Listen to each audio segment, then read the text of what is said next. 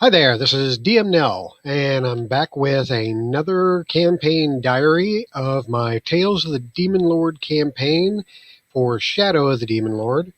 I just finished a session last Tuesday and am ready to give you guys a bit of a rundown of what happened. So we started the what's the name of this? The Curious Case of the Errant Swine. And this is the adventure that follows up the Born to Die adventure in the campaign. And this adventure is a bit strange because it starts off with the assumption that the player characters want to help a pig farmer find his missing pigs. Yeah, so I didn't think that my players would really fall for that one. And so as I mentioned in my last campaign diary, I wanted to come up with something that would be a little bit more enticing for my players and their PCs to want to pursue an adventure in the small village of Hamlet. And in particular, the pig farm of Farmer Ham, which is where the adventure kicks off. So what I did was a couple of sessions ago, I started off with the warrior, Cain, the human warrior, and his father being hired to take some adventurers to the Sentinel Woods. And the Sentinel Woods are located just outside of the village of Hamlet. And it is a small wood. I mean, it's not tiny, but it's not a major forest or anything like that. But it's large enough that it covers several miles. And so the adventurers that were brought here by Cain and his father were going on a quest for some ancient fairy ruins that they believed were in this forest because they had done some adventuring in the east of the Northern Reach, and in that part of the country they found something that suggested that there might be some more fairy ruins here in the Sentinel Woods. So they hired Cain and his father to bring them here, and they did. And then Cain went back and did the Born to Die adventure. But after the completion of that, we're fast forwarding about a week to start this adventure. So that's about a week of downtime that the player characters had.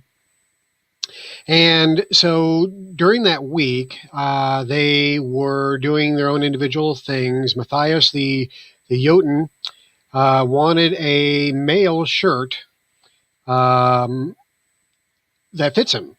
And of course, there aren't a whole lot of Jotuns that are calling the Northern Reach their home or even visit. So I told the player that it's going to be next to impossible to find a male shirt that would fit the Jotun. So he's going to have one made, and it would take about 20 days to do so. So the player didn't like that too much, but I also gave the player some hints that they might be able to find some if they ask around to maybe some of the movers and shakers that might have some Jotun artifacts in their private collections. But the player really didn't follow up on that hint, and so he went and hired somebody to start making him a shirt of mail. So that was Matthias, and then the magician, Gruntbelly, the dwarf, he wanted to go visit his former mentor, Charybdis. Now, Charybdis is the main user of magic, the main wizard, the main arcanist, whatever you want to call him. He's the guy that knows the magic in crossings, and so he has his tower. And he has generally one or more apprentices that are under him, trying to learn what they can. Charybdis is a bit eccentric. I likened him to Doc Brown from the Back to the Future series. And so I had Gruntbelly go visit him at the tower, and Charybdis welcomed him in and started talking to him about adventuring. And well, basically, Gruntbelly wanted to know what the true nature of magic was, and that's pretty wide open question to ask a wizard. So Charybdis basically said that he needed to learn as many traditions as he possibly could. And the only true way to learn the nature of magic is to go experience it, to go out in the world, to use magic, to find magic, to experience magic out there, and not to learn it from a library. And I actually made a kind of a nice anachronistic joke. He made a side comment basically that said, I think I heard that in a movie somewhere. And basically referring to Indiana Jones 4, where Indy was telling the people that they need to get out of the library and go do some archaeology out in the real world. But anyway, that was just kind of a side thing to give the players an idea that Charybdis was widely traveled and had actually traveled in different worlds, perhaps even ours. So that was Gruntbelly's downtime visiting his former mentor. Ekna the dwarf cleric, basically split his time between working at the Honored Dead Shrine and Brewery, and also helping the smiths with building Matthias's chain shirt, and also a few other side projects. He has the smithing skill, so he wants to stay up on that. So the dwarf was spending some of his time smithing around, and also doing putting some incantations together. And then finally, Kane Arrowway. He had wanted to pick up some lockpicking tools. Now, lockpicking tools are not easy to find in crossings, at least not in reputable places. So I told him really the only place he's going to be able to find lockpicking tools is in the guild hall. The guild is essentially the organized crime hub for crossings. And so the guild hall, which is located in the Grievings district, is the headquarters of pretty much all crime, organized crime in the city. And so Kane basically had to find somebody that would be able to get him in through the front door, because you have to be a member of the guild in order to actually enter the place. So he had somebody kind of put in a good word for him, and he was managed to get into at least the common area, the first floor of the guild, so that he could purchase a set of lockpicking tools, which he did. And on his way out, I had somebody calling his name from behind, so the player kind of winced, and he was like, "Oh boy, who's this?" And when he turned around, he saw that it was a well-known businessman in Crossings by the name of, oh shoot, his name escapes me at the moment. It'll hit me here in a second as soon as I find it in the book. Wasting time. And wow. Okay, Ambrose Quick. Jeez. See, one of the problems with this campaign is there are way too many NPCs. I like a handful, not dozens. But anyway, so Ambrose Quick is a well-known businessman. He is best known for owning one of the brothels in town, but he's secretly the leader of the guild. And so he calls out to Kane as if he knows him, and he proceeds to talk to him, saying that he was friends with Kane's mother and father, but they had a bit of a falling out a few years back. Doesn't really elaborate on that, but he said that at one time they were very close, especially with the father, and he was wondering how they were doing, and Kane said they were fine, and they had a bit of small chat, but then Arrowway basically says, "Okay, well, off you go. But if you're ever around, look me up." So he kind of left an invitation open for Cain to come back, potentially. That was just thrown out there to see if the player of Cain wanted to pursue anything in the underworld. Well, not the underworld. I mean the underworld of crime here in Crossings, or if you wanted to have a mover and shaker in Crossings like like Ambrose Quick as a contact. So that's what Cain did during his downtime. And then towards the end of the week, they all congregated at the Honored Dead Shrine and Brewery. And they were having some drinks and trying to figure out what they were going to do next because they didn't really have any prospects. But at that point, the proprietor and head priest or master priest of the shrine, Stoke Ironbrow, came up to Ekna Lubma and asked him for a favor.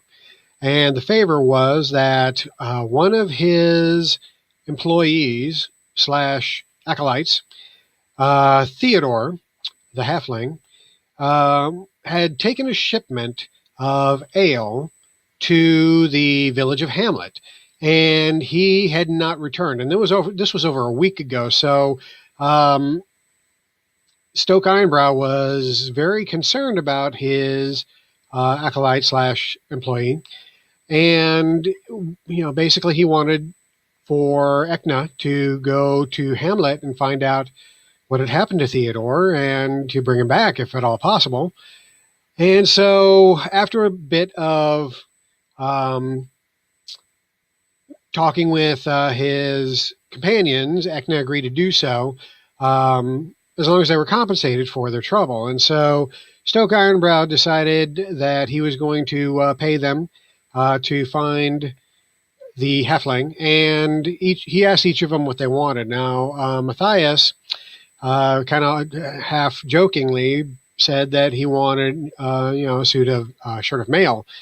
And surprisingly, Stoke Ironbrow went to the back of the shrine, came back with a shirt of mail that fits a Jotun. It was a little bit big on Matthias, but it was workable. So Matthias was, how do you have this? And Stoke Ironbrow basically said, I've been around, kind of leaving it open that there's more to this guy than what meets the eye, because he kind of comes across a little goofy at the beginning of this whole scenario. So then he agrees to pay the others for some stuff, and so the PCs then have something to do. So they pack up the things and head on out to Hamlet. So Hamlet is 2 days' journey from Crossings, and I checked to see if they had any encounters on the way or during their nights that they were camping. Nothing came up on the dice, so I told them it was an uneventful trip out there. They finally get to Hamlet, and it's a small town. I described it. There's a pub, there's a flop house, there's a big shrine to the or a big church to the new god, and then a couple of smaller shrines to other deities. And so the players decide that they're going to start off with the pub, thinking that that's probably where Theodore would have taken the ale. So when they go inside, Cain is kind of leading them because he's been here before and he knows some of the people in town. So the bartender knows Cain, welcomes him in, but as soon as he sees Matthias, the Jotun, come through the door, he's like frozen in place, staring at this spectacle that just walked into his pub. And so he and the handful of patrons that are in the pub start asking uncomfortable questions, bordering on racist questions, because basically these are small town hicks that didn't know any better, and they didn't know that they were offending the Jotun. And the Jotun was just getting more and more angry as these idiots were talking and asking him stupid questions like, Is it true that he has ice for blood? And so, excuse me. And so Matthias gets fed up and leaves, but not before Kane finds out that Theodore had made a delivery there more than a week ago and had taken a room at the flop house across the street. So they leave the bar, go to the flop house across the street. There's a guy on the porch smoking a pipe, and he also kind of freezes in place when Matthias starts walking up towards him. Also begins asking some stupid questions. And at this point, Kane just kind of stops it before it gets bad again. And they find out that Theodore had rented a room, but the following day he had left. Now, what they managed to find out here is that he didn't leave to go back to Crossings. He left to go pick up some ham shanks from a local pig farmer. And so that is the biggest clue that they had received thus far as to where Theodore might be. So they hit the road, heading out to this pig farmer's farm, which is another 10 miles outside of town that's on the edge of the Sentinel Wood. When they start walking up to this guy's yard, he's out in the yard fixing the fence, and they kind of spot this figure up in the window. They couldn't really tell what the figure was. I described it as being a dark, shadowy figure that's very slight. Could be a small person, a woman, or a child, or something like that. Not very large at all, but they only catch a glimpse of it before the curtains close. And so they greet Farmer Ham, or Kane does, greets Farmer Ham, and Farmer Ham asks if he's here to pick up the wounded woman.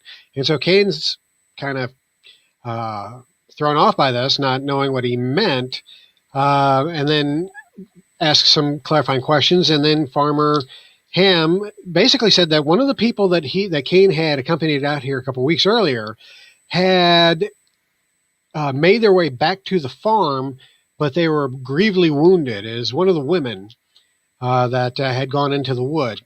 And so Farmer Ham had taken her up to the loft in the barn and tried to care for her, but she was pretty bad off. And so he assumed that Kane had come to get her, but Kane was not aware of this. He was concerned at this point, but he said he was going to go check on her, and then the rest of the group started asking about Theodore. Now, Ham started acting a little bit weird, saying he has no business with halflings, but the group could tell that he was he wasn't being completely forthcoming on this. So they all decide to kind of leave the farmer be for now, go to the barn and see what Kane's doing, and then kind of try to figure out what to do next. Also looking for signs that maybe the halflings and his wagon had come this way. So they head on over to the barn, do some perception checks, and they find some wagon tracks that appear to have been somebody tried to cover them up. And it looks like the wagon had been taken in the direction of the Sentinel Wood. So they have a clue as to where a wagon may have been taken, and it may be Theodore's. Now when Kane goes into the barn, he finds the woman explorer whose name was Delia up in the loft in a bed, and she's really bad off. I described her as being covered in sweat. There's this bad smell coming off of her, like she has some sort of infection, and she just looks very pale and very thin and very close to death. So Kane calls up his buddy, the priest, who administers some healing magic on her and gets her to stabilize. At that point, she begs Kane to help her find her companions who were attacked by the skinless creatures at the fairy shrine that they had found. But she was still a little bit hazy, so she needed to rest. Kane let her rest, and they all decide to leave the barn, and they come up with this plan to try to sneak into Farmer Ham's house and search it to see if they can find any clues of where Theodore may be, or maybe if that figure that they saw in the window was Theodore. So Matthias and Gruntbelly the magician go to the front of the house where Ham is wrapping up his fence knitting, and they distract him while Cain and Ekna sneak in the back door and start searching the house. So eventually, they find a hidden room that leads up to the attic. And when they get up there, they find Theodore chained to the wall, basically wearing leather straps and these leather shorts, and he's got a ball gag in his mouth, and he's basically Farmer Ham's weird sex toy, covered with whip marks and bruises, and he's got this crazed look in his eyes. And when Theodore sees them approach, he cowers and starts whimpering, afraid for his life, obviously having undergone quite an ordeal at the hands of Farmer Ham. And so, again, Ekna goes up and administers some priestly healing, both physically and mentally, trying to clear up some of the insanity that this poor halfling had suffered at the hands of the farmer. And so they managed to calm him down, they unchain him, and they take him out to confront Farmer Ham. When they do that, Farmer Ham basically just drops to the ground and starts boo-hooing, saying that they had no right. They were invading his privacy, that the halfling was his, to leave him be and to get off his property. At this point, Matthias was ready to kill the guy, but instead they decide to tie him up and take him into the house and figure out what to do with him later, because it was getting dark. So they do that, tie him up, take him into the house. And then they decide to go up and explore the one locked room that they hadn't explored yet, to see if they could find this shadowy image that they saw, because it couldn't have been Theodore. Theodore was chained to the wall. So they go and they smash open the door to the locked room and find that it is the sewing room of Farmer Ham's deceased wife. And there's a rocking chair at the far side of the room in front of the window that's rocking. And I described a shadowy figure with its back to them, just rocking away. And Matthias at this point said he's going to approach the figure. So I said he gets about halfway across the room when suddenly the rocking chair spins impossibly fast, and the shadowy figure sitting in the chair, the face suddenly illuminates, and it's this horrific face of the widow, or not the widow, the deceased wife of Farmer Ham. But the face is just this horrific death mask. And that triggered Matthias to do his will challenge roll to see if he is horrified by this visage. He's not.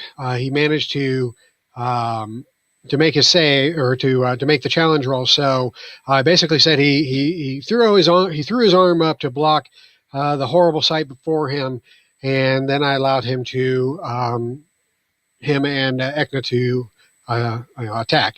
So at this point, all of the heroes file into the room. They all have to make their will challenge rolls. 3 of them fail, and so they get frightened. They're all trying to whack away at her with their penalties, because you get a bane if you failed your save. Actually, I think you get a bane if you made or failed your save. If you failed your save, there was some other thing that happened as well. But anyway, the point of it is they're all trying to hit her and not doing a very good job. Matthias is connecting, but I'm describing it as his axe basically whooshing through this insubstantial figure, which kind of breaks apart and then comes back together with each axe swing. Not letting on that it was doing some damage to her, but just not as much as he normally would to a substantial target. He was kind of wondering if he was doing anything. So at this point, the players decide to switch up tactics, and Cain decides they notice that she has not gotten out of her rocking chair. She's attacking them from the rocking chair sitting down. So they figure that this rocking chair is somehow connecting her to the house and to this realm. So Cain throws his lamp, his oil lamp, onto the rocking chair. And the way I described it was that the rocking chair starts burning, and you can see the outline of the ghostly figures start to illuminate, as if the light from the fire was spreading to the deceased Mrs. Ham. So at this point, Matthias decides he's going to smash the chair, splinter it. So he attacks the chair, rolls very well, does a shit ton of damage, and just smashes the hell out of the chair. And so the damage he did was enough to kill the spirit anyway. So I basically described it as the chair, the fire, the chair's in flames, and he slashes right through the image of the widow, I keep calling her widow. She's the one that's dead, of the deceased Mrs. Ham, and she screams as the chair erupts into splinters. Fiery splinters start fly everywhere, and her form basically erupts in a burst of flames, and all that's left are these little sparks that sputter out as they descend to the ground. So they manage to kill the ghost, and so when they go downstairs to rest for the night and see how Theodore is doing with Farmer Ham, because they had left Theodore downstairs to watch Farmer Ham, they find that Theodore had stabbed Farmer Ham repeatedly, cut open his gut, disemboweled him, and shoved his entrails into his mouth, into Farmer Ham's mouth. Farmer Ham's dead. Theodore is sitting there in basically a catatonic state, covered in blood. So I have them all make a will challenge roll to avoid getting a bit of insanity. They don't roll very well. They pick up another point or two of insanity. So there was a couple of opportunities for insanity in this adventure, and looks like it's pretty much going to be a session by session thing where they get either insanity, or an opportunity to get insanity, or horrified, or scared, or something like that, which I love. This is supposed to be a horror game, so so that should be happening, and it looks like it is. So I want to keep that going. So that's where the session ended. So what I want to talk about next is basically why I changed this part of the adventure the way that I did. Now, what I did, the main thing that I changed was making Teddy a sex slave. Now, he is, according to the actual adventure, he is being held by the farmer, but it doesn't really say held what for. So, I really wanted to push the boundaries of what's weird and what is just bizarre and what'll freak my players out. So all I could think of was the Gimp from Pulp Fiction. And so I decided that Theodore is going to be Farmer Ham's sex slave. And the other thing I changed was the addition of Farmer Ham's deceased wife as a ghost in the house. Now, the reason I added her was actually because of a mistake. When I had them coming up to the house, I told them they saw this image in the window. And initially, I was going to have that be Theodore. But then, when I described Theodore being locked in the attic, I'd forgotten that I had him in the window earlier. So it was at that point that I said, that I decided that they saw something else. There was something else in the house. And it only makes sense because it does specify that Farmer Ham is, has a deceased wife and deceased sons. It only makes sense that it was a ghost, right? I mean, what else could it be? So that's when I decided to to put the ghost in there. Plus, we hadn't had a combat in the session. It was pretty much all role playing. And I wanted to end the session with a bang. So I threw the ghost in there at the last minute, which turned out to be a good move. It added a little bit of horrific flavor to the weirdness that was going on in the game, and a little excitement with the combat. So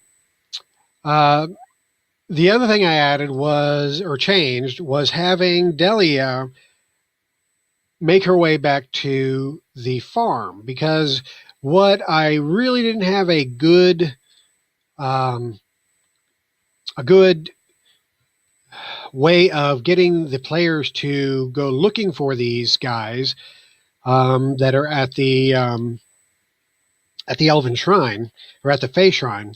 I really didn't have a hook to get them to go into the Sentinel Wood. Other than the fact that these guys, the people that Kane had escorted here, had never returned. So I was kind of waiting to see if Kane was going to suggest going looking for them, because they've been gone for a couple weeks now. But the player never said anything about it. So at that point, I decided, she needs to be the hook to get them to go in and look for these adventurers or explorers, and to find the shrine. So that is what the hook is going to be. And from the looks of it, they're going to pick up on that. And the next session, it sounds like they're going to go try to find the shrine. One last thing that I changed, and that is the Beastmen. So I dropped some hints while they were in town. Some people were commenting about the Beastmen attacking the farms on the outskirts of town, just kind of laying that foundation. So one thing I'm going to do at the start of the next session is, after they have an encounter, which I haven't described yet because it's going to happen at the start of the next session. I don't want to give anything away. But at the start of the next session, they're going to have an encounter at the farm. And then at the crack of dawn, they will notice that there's a plume of smoke off in the distance in the direction of Hamlet. And if they go to investigate, they'll find that the town has been sacked by beastmen. So they will have an opportunity to chase down some beastmen after they go to the shrine, or before they go to the shrine, or instead of going to the shrine. I'm really basically just giving them choices here. I think Kane's going to talk them into going to the shrine. After that, they may decide to try to hunt down the beastmen and take care of them also, which is fine. That's part of the adventure. And I'm cool if they want to do that. I really don't want to stretch this adventure out too many sessions. I've already gone one. I really only wanted to go one more, but the size of the dungeon that they're about to go into, I think, will at least take 2 sessions.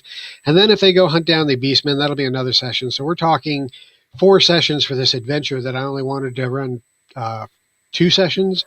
So I'm not really sure. I may just decide to have them run into the beastmen on their way to Hamlet, and just have a big fight on